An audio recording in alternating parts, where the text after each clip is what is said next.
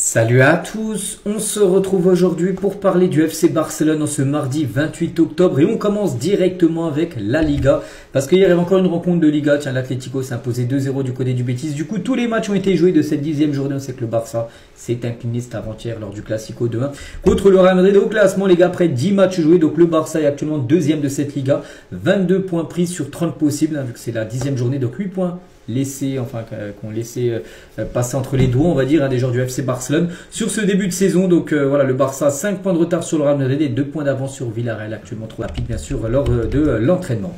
Et à noter que Laporta a visité le terrain d'entraînement du Barça après la défaite lors du Classico.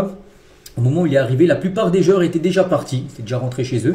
Hansi Flick et Lamine Yamal étaient toujours à l'intérieur, ils n'étaient toujours pas partis les deux. Donc Laporta a du coup coïncidé avec eux pendant environ 20 minutes avant de partir vers 13h05. Voilà, en gros ça c'est ce qui s'est passé hier exactement, au lendemain de la défaite. Bien sûr il y a eu entraînement. Donc voilà, il a parlé pendant une vingtaine de minutes on va dire avec Flick et Lamine Yamal. Voilà Laporta pour revenir sur le Classico, bien sûr, qui n'a pas été bon, bien sûr, de la part du FC Barcelone la semaine. Concernant Lewandowski, ça c'est plutôt la bonne nouvelle du jour, parce que Lewandowski est de retour à l'entraînement avec le groupe. Il veut être prêt pour le match contre Elche, lui qui est absent depuis quasiment 3 semaines. Et il pourrait faire son grand retour, Lewandowski, pour le match dimanche, là. Donc il a participé aujourd'hui à l'entraînement, on pense que là, tout au long de la semaine, il sera à l'entraînement. Si c'est OK, il recevra le feu vert médical pour jouer bien sûr le match. En fin de semaine, c'est vrai qu'il aurait été utile, je pense, Lewandowski pour le match, pour le Classico avant-hier. Et concernant la mise à jour bien sûr sur les blessures du Barça, parce qu'on sait qu'il y en a beaucoup. Donc actuellement, Lewandowski, même Christensen de retour à l'entraînement, les deux. Mais comme je dis Christensen, il y a un doute. Voilà, pour voir s'il sera présent ou pas pour le match contre Elche. Lewandowski, ça devrait le faire. Juan Garcia encore absent une semaine. Juan Garcia est proche du retour. Daniel Mo, il y en a encore pour une semaine pour lui. Rafinha, encore un mot, n'oubliez pas qu'il a rechuté de sa blessure. Il a voulu peut-être revenir vite pour jouer le Classico. Il a peut-être trop forcé lors des derniers entraînements le Classico. Et du coup, il s'est reblessé. Il rechute un mois, les gars, pour Rafinha encore. C'est énorme. Il a déjà loupé un mois. En gros, pendant 2 mois, il n'aura pas été là. C'est une catastrophe. Ter Stegen, lui, encore 2 mois d'indisponibilité. Et Gavi, encore 4 mois. Il reviendra en février. Les clés de Hansi Flick pour revenir au Barça de la saison dernière. Parce que oui, le Barça actuellement, là, sur cette version 2025, n'est pas le même que celui de la saison dernière. On peut le voir que c'est pas la même intensité. Alors déjà, il y a en plus les blessures en plus qui s'ajoutent à ça. Donc déjà, la solidité défensive, bien sûr, parce que regardez, tu prends des buts, là, tu en prends 2 contre le PSG, tu en prends 4 contre Séville, tu en prends 2 contre le Real, tu en prends même à chaque match. Tu en prends là à chaque match. Même l'Olympiakos, si tu marques un but, c'est qu'à chaque fois, il faut marquer 2. Voilà, pour gagner les matchs, parce que tu en prends toujours au moins 1. Alors que la saison dernière, tu faisais beaucoup de matchs en clean sheet, beaucoup de victoires 1-0, on se souvient la saison dernière. Donc voilà. Quand tu prends pas de but, tu marques un but, ça y est, tu as gagné le match. Voilà, donc déjà retrouver cette solidité défensive. L'énergie aussi de Rafinha aidera l'équipe à presser beaucoup plus. C'est que Rafinha aussi, là, regardez, le mois d'octobre, il est tapé. Je crois que tous les matchs, il a été forfait. Contre le PSG, il n'avait pas joué. Tous ces matchs, il a loupé. Rafinha, il y a eu quand même quelques défaites. Tu sens quand même, quand il n'est pas là, Rafinha. Voilà. Et aussi Lamine. Lamine a besoin aussi de se remettre complètement de sa pubalgie parce que Lamine Yamal, les gars, il a joué bien sûr avant-hier, mais il n'est pas à 100%. Il a une blessure à la pubalgie et ça le gêne. Il n'est pas à 100%. Tu as l'impression qu'il est limité, il n'arrive pas à sprinter parce qu'il a cette blessure. Voilà. Quand tu vas retrouver un Lamine Yamal à 100%, quand Rafinha sera de retour, déjà je pense que ça ira beaucoup mieux offensivement. Puis après, il faut retrouver cette solidité bien sûr. Défensive, on se dit aussi avec le départ d'Inigo Martinez, qui était un cadre la saison dernière, qui n'a pas été remplacé, Nigo, et c'est vrai que pour l'instant, un peu compliqué ce départ d'Inigo. Les unes aujourd'hui, Mundo Deportivo Sport, tiens, ça parle encore, tiens, ça revient un peu sur le Classico. Donc, diffuse Lamine, je ne sais pas trop ce que ça veut dire. Bon, bref, on veut voir Lamine avec Vini, où les deux, ce sont une altercation entre les deux. Et l'autre, un sport, aussi je monte tous les jours. Donc là, ça parle de Lamine, objectif, remettre Lamine sur les rails. Voilà, par rapport bien sûr à tout ce qu'on a pu dire, sa blessure, tout ça. Et c'est tiens, quelques infos sur Lamine Yamal. Donc le Barça et Jorge Mendes travaillent ensemble pour empêcher la vie privée de Lamine Yamal et les controverses de fuiter dans le public. Ils veulent qu'il se concentre exclusivement sur le football, Lamine Yamal, et qu'on n'entende plus parler de lui sur sa vie privée. Donc par exemple, souvenez-vous l'été dernier quand il a fait sa fête d'anniversaire, où il a invité des personnes de petite taille, donc des nains, ça avait beaucoup fait parler tout ça. Voilà, donc le Barça veut que maintenant tout ce qui se passe dans sa vie privée reste dans sa vie privée, même avec sa petite amie Nicky Nicole. Ils peuvent partager des photos ensemble, mais peut-être qu'ils en partagent moins parce qu'on beaucoup voit de photos ensemble, tout ça. Voilà, il faut qu'ils mettent sa vie privée, qu'elle écarte par rapport à sa vie de footballeur, bien sûr. Le Barça veut aussi que Lamine Yamal retrouve complètement sa netteté de match et commence à parler sur le terrain et pas en dehors. Vous savez ce qui s'est passé 48 heures avant le Classico en faisant des propos sur le Real Madrid. C'est un club de voleurs, c'est un club qui se plaint beaucoup. ça a surmotivé les joueurs du Real Madrid, hein, ça a mis de l'essence sur ce Classico, enfin sur le Classico qui était déjà en feu. Donc voilà, le Barça veut qu'il reparle sur la pelouse, mais pas en dehors du terrain. Voilà.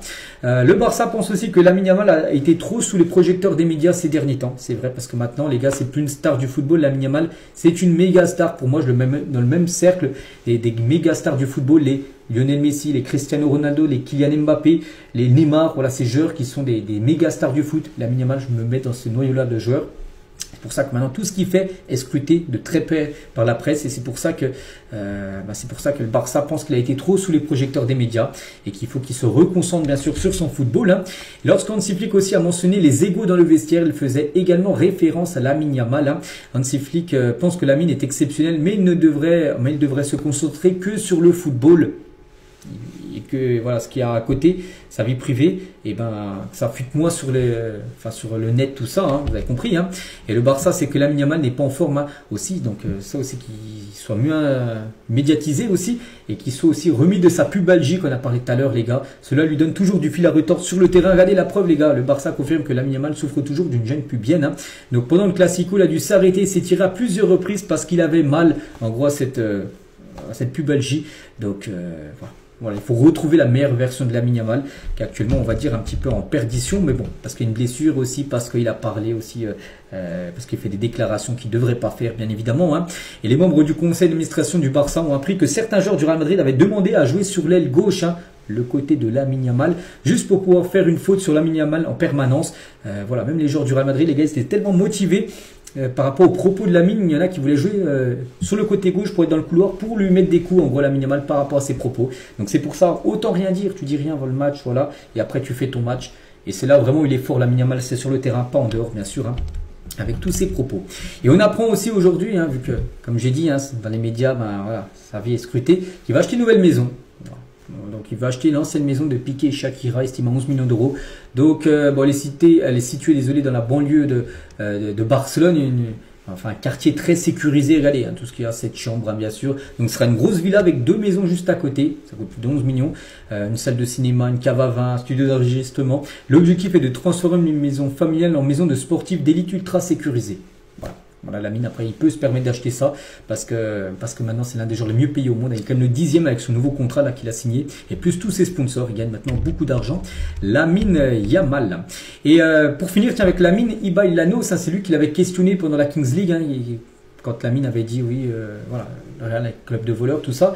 Et lui, il dit, hein, il se sent coupable, hein, ce streamer, et oui. Hein.